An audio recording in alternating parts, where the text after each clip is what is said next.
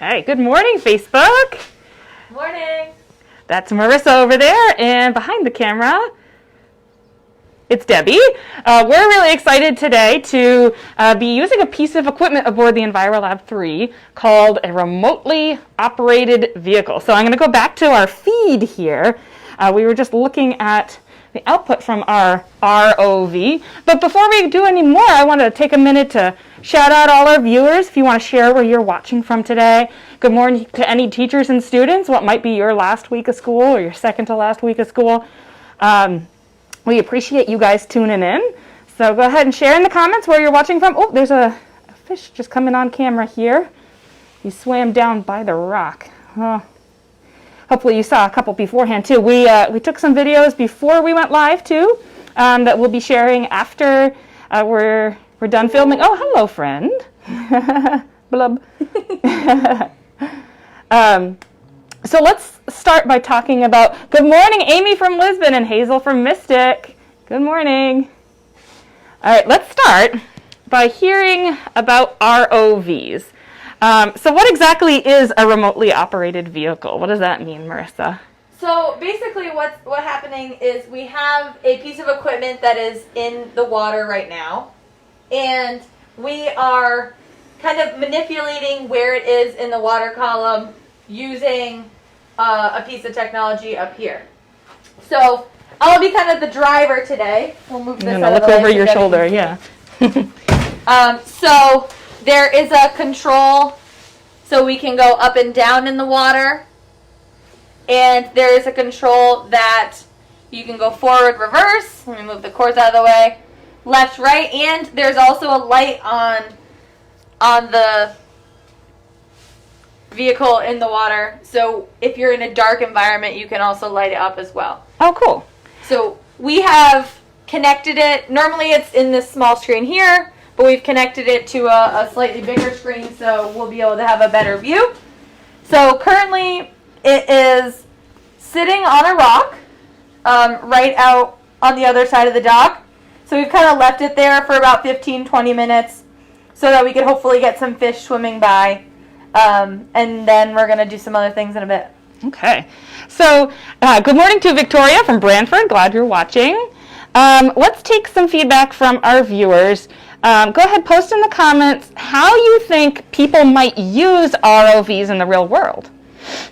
Mr. Duell's worried about Marissa driving. I have my license, She's both good. car and boat, so hopefully we'll be all right. I practiced this morning. This might be an upgrade from the car, though, right? Yeah. All right, so while we're taking those answers, I'm going to walk down to the dock. I wonder if you might come to the surface so we can see the ROV. Sure, I will. All right. So the question is, post in the comments what you think people use the ROVs for in the real world, other than just playing around in the water, which we definitely use it for that too. Ooh, there she is. That is our video ray. And it's right at the surface. So the propeller that allows it to move up and down in the water is actually right at the surface, and that's why it's churning up the water. All right, she's coming towards me. Maybe Mr. Duell had a reason. She's doing donuts.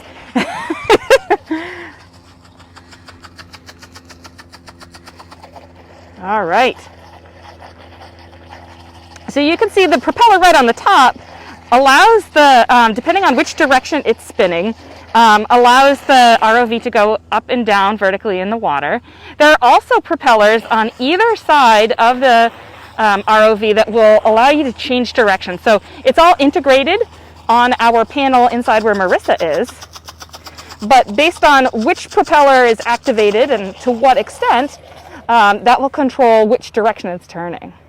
All right, and right in front of us is the camera. Right between those two lights, there is a camera mounted on this one, which is where we were getting our video feed before. So I'm sure right now Marissa is looking at the underside of our dock and some of the algae and mussels and other things that might be clinging to the underside of the dock. So let's take a look at these predictions here. Iris thinks They might use the ROV to see cool animals in places we can't go. Absolutely.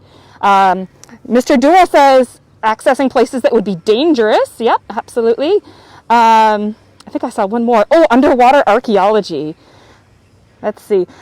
These are all really great ideas, and they're all accurate too. So scientists might use the ROVs to go and search for animals, or even to sample characteristics of the water in places that are really challenging for people to go. Sometimes we'll also use these to, the military might use these also. If you've ever seen Finding Nemo and they swim through those underwater mines, there are things that are underwater that are that need to be dismantled or cared with, and you don't want to put a person in the water to do that. So an ROV might be an ideal way. So our ROV only has a camera. Ours is only for exploration, but a lot of these ROVs can be fitted with arms or claws or different things that can operate in the water, so they can grab things. So yeah, Molly, I like your prediction too, that finding things that are lost. So reconnaissance, sometimes that can be used to find something that we left behind in the water and we know kind of where it is. Or maybe things like finding the Titanic, where we were kind of aware of where it might be, but not exactly where it ended up. So Dr. Ballard was the one that found that. So I'm going to head back to the cabin so we can see. We're going to motor around on the bottom here and see what kinds of things might be in Pine Island Bay today. All right, back to the cabin. Here I come. Okay, so I have the ROV focused on the piling of the dock. Let me move it a little to the left. Yeah, so we saw where she was, right in the water. So this is the inside part of the dock. Looks like some beautiful, I see some eelgrass that I think washed up there. I see some sea lettuce growing there. You can kind of looks like maybe some down. kelp. Oh, and that white line that we're seeing center screen, that's the tether that we use to make sure that we don't lose track of our sea perch. If for some reason the cable that it's attached to breaks off, or we have a second line attached to it so we can get it back. Yes. All right, so what's that? I don't know. Should we go closer and take a look? Let's explore. Try to get out of the way of our own. Oh yeah, that yellow cable is the one that connects our ROV to the apparatus that Marissa. She just crashed right into it, guys. That's No, I just got very precise. she's with where I she's wanted trying to get go. us a really good view of whatever this is. Anybody recognize what this is? I'm going to try to back up a little bit. Beep beep. Water is not always easy to... Oh. So ROVs can be used to sample wildlife. They can be used... Whoa, something's moving in there. That wasn't you, right, Marissa? No, I wasn't moving. Can I hand you the camera? I can go adjust that cable so it's out of our that'd be view. great. I'm going to hand the camera to her and run outside and fix that yellow cable. Here I go.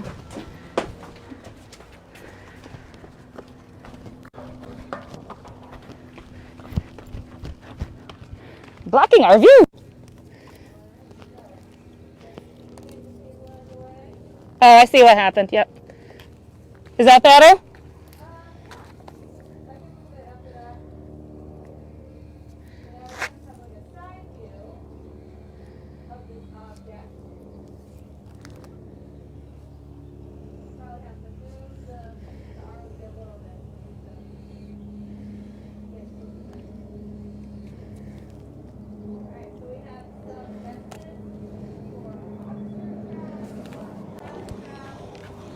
Is it out of view, Marissa? Is it out of your view? Okay.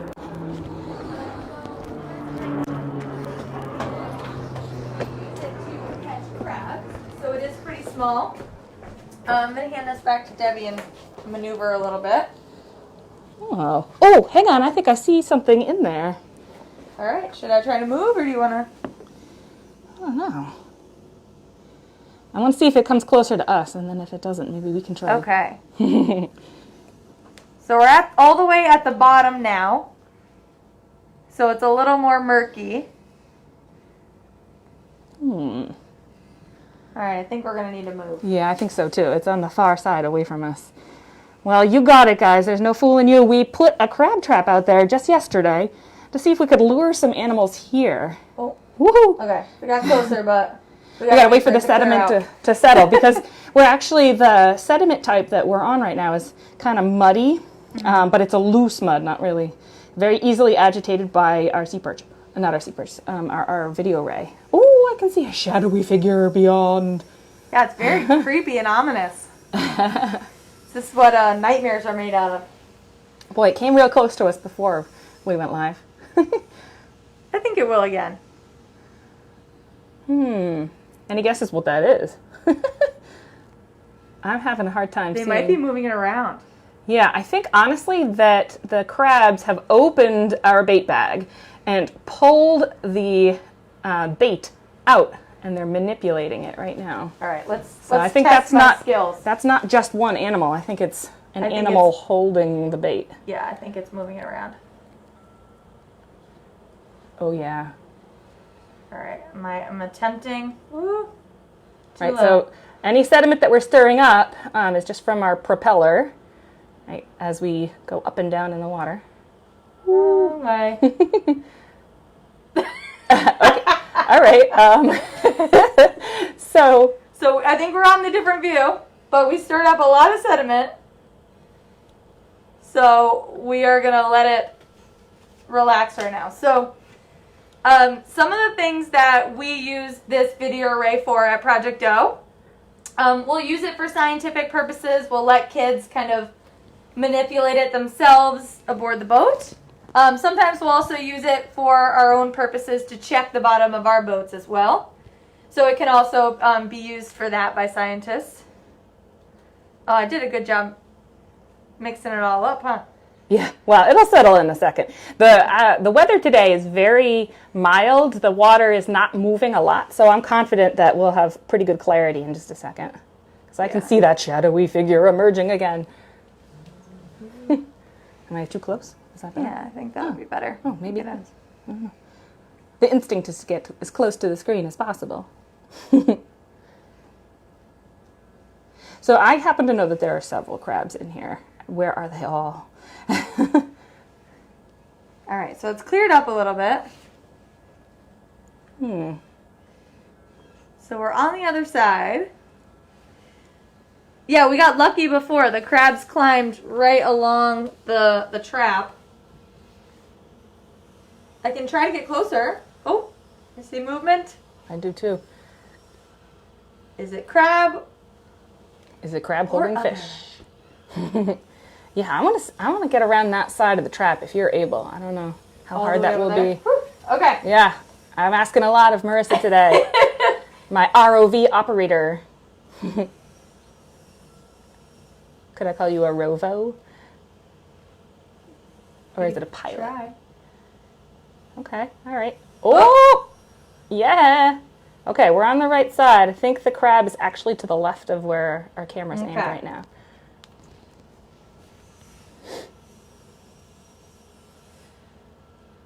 I think we're so close now that... Of course, we might have startled it in that.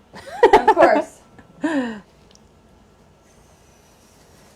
Now, this is a very specialized job. If you're interested in driving ROVs, Yes.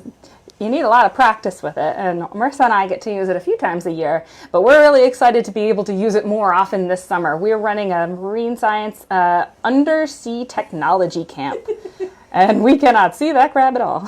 Nope. Glenn, I think you were right. I'm not sure I'd be much better at it, but I can give it a try if you want.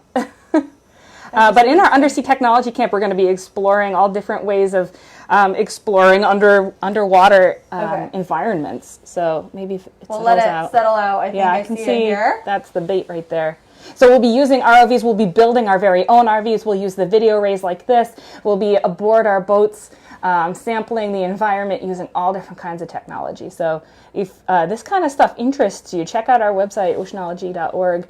And look for undersea technology camp. I can see a big honking piece of We fish can always, right there. if you want, let this settle out and... Yeah, we can come back to it. Yeah, so let's explore a little bit more along the bottom here. I think there's another piece of equipment we could go explore.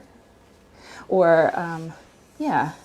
Well, let's, on that note, let's switch camera angles here. I'm going to hand this off to Marissa again. I'm going to show you a different piece of equipment that we have that's going to be kind of the highlight of our summer camp.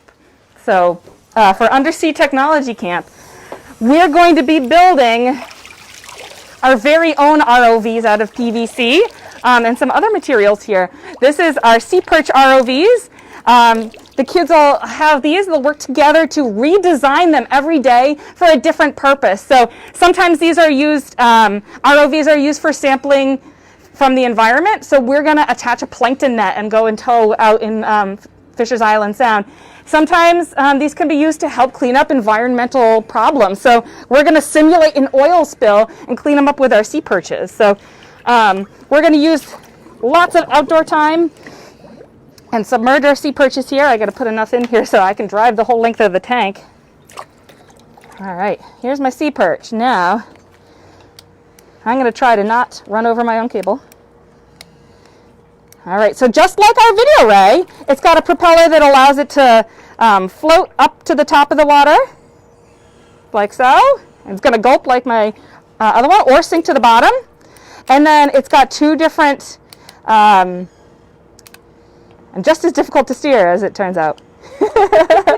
Not so easy. No, it's not. So this is actually a whole career. Oh, I see what's happening. My tether is pulling it sideways, that's why. All right. So I'm going to try to navigate through this little obstacle course here. Oh, I already hit something. Oh, no. All right. Oh, here comes the ball. So the sea perches can be used, they can be redesigned. Since it's just PVC, we can add arms to grab with. We can modify, put that mesh in a different spot. So the sky's the limit with these things. Let me see if I can lift these rings. I don't know if my motor is powerful enough to lift both of those rings, but I can move backwards too. Woo. It is definitely easier when you can see it. Yeah, that's true. That's one of the challenges of driving an ROV, right, Marissa, is you have no idea which way your ROV was facing when it was in the water. Yes. So I can see my ROV right now. And that's a luxury that most people operating an ROV do not have. Yeah, a lot of ROVs that are used in deep sea environments where there's no way possible that they're going to be seeing it. So it's a lot of practice and a gentle touch. Yeah, let me see if I can straighten out a little bit here. Yeah, all right. Woo!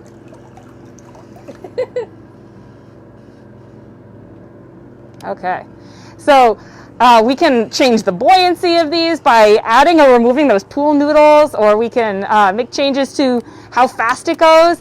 I think that I could do a little adjustment on mine. I think I built this a little quickly for our program today, but I could make some adjustments to make this a little bit more efficient.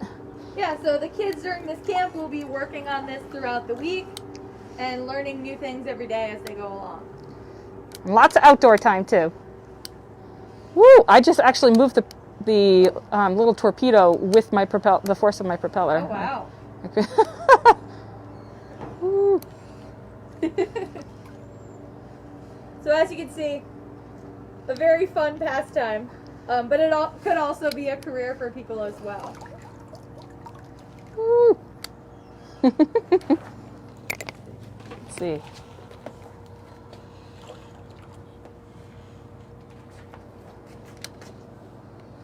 If you have any questions or comments, go ahead and put them in the comments. Kim thinks that crab deserves a PhD. I agree. I'm not qualified to award one of those, so.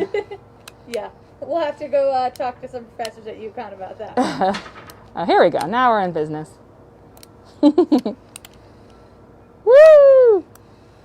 So we can measure the velocity and the acceleration of our sea perches and try to hone them. I think I need to work on becoming neutrally buoyant. That's really important for an ROV so that I don't have to waste extra energy or motor speed trying to get to work against my buoyancy, whether that's to sink or to float. So if it's heavy, that little tiny motor is going to struggle to bring it to the surface like this if it's not neutrally buoyant.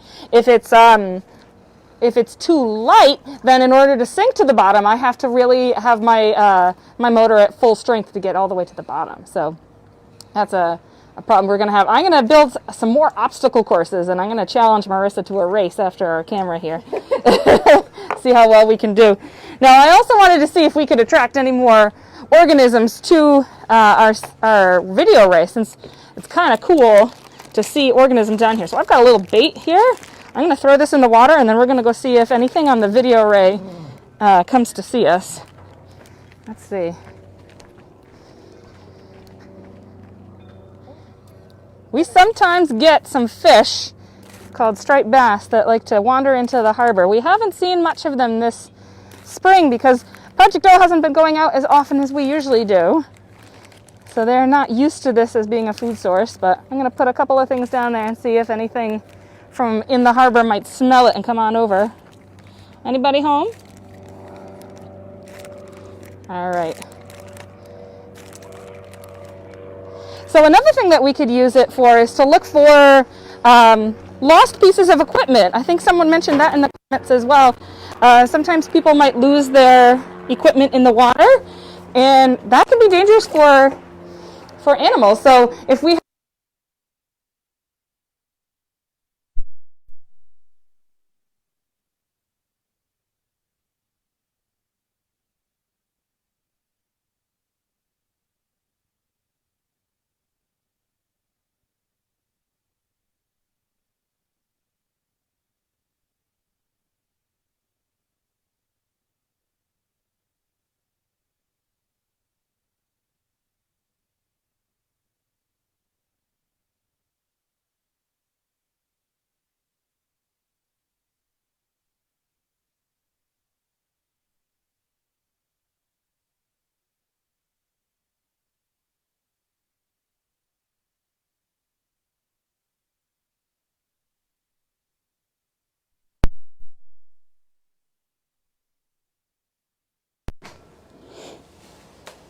Okay, I think we accidentally hit the microphone button. Sorry about that. What I'm observing here is there's actually a crab on the other side of the bait here, so really making it hard for us to see. But that's another thing about field science, right? You never really know. Sorry about that. The microphones must, when we changed over, we must have turned the mics off by mistake. There's also another crab over here climbing around.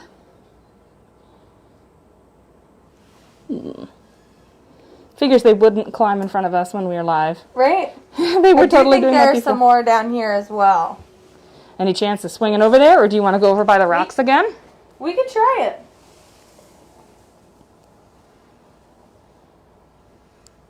Yeah, I feel like I've gone all the way around this trap by now. Well, the crabs are stubbornly avoiding you. And maybe some of the sediment, maybe we are chasing them to the other side of the trap every time we move. We might. Let that settle. Let the current take that away. It's settling pretty quick, so yeah. I'm pleased with that. So I do see one here. I'm moving around. You do? I did. Oh, okay. It just crawled. I'm like, I don't see it at all. Behind the bait bag. Of course. Yeah, maybe we're frightening them with our giant scary ROV. That's a challenge too, especially when we're exploring environments with animals in it. There's a really cool video feed that takes ROV pictures all the time.